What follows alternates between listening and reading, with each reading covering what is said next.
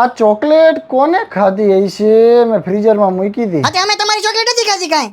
મેં તને કીધું કે તે ખાધી હે એમ. મારી સામે જોઈને હું કે? ના ના ના, તું સામેથી દોઢો થયો એટલે તે જ ખાધેલી હોવી જોઈએ. ના ભાઈ ના, અમે નથી ખાધી કાંઈ તમારી ચોકલેટ. અમે સ્વાભિમાની માણસ છીએ, કોઈનું ખાતા નથી પૂછ્યા વગર.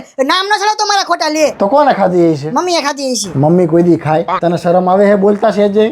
હું તો એમ વિચારતો હતો કે હું રોજ એક ચોકલેટ લાવીશ ને હું મારો નાનો ભાઈલો બે અડધી અડધી ખાઈશું, પણ હવે આપણા ઘરમાંથી કોઈક ખાઈ જાય એટલે હવે હું કોઈ દિવસ નહીં લાવું. હા, તે નો લાવતો હવે કોઈ દિવસ.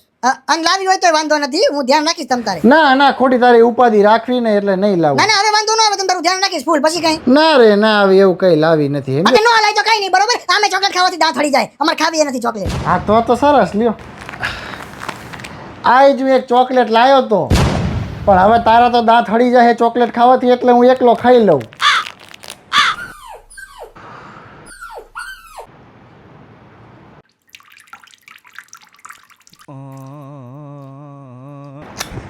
વાવ, ઈ તબાકડું સલકાણું જો. એલા એ આ કેથી આવી ગયું? બદલાય બદલાય, બીજું બદલાય. બાપા, મને ભરાઈ ગયું આ તો.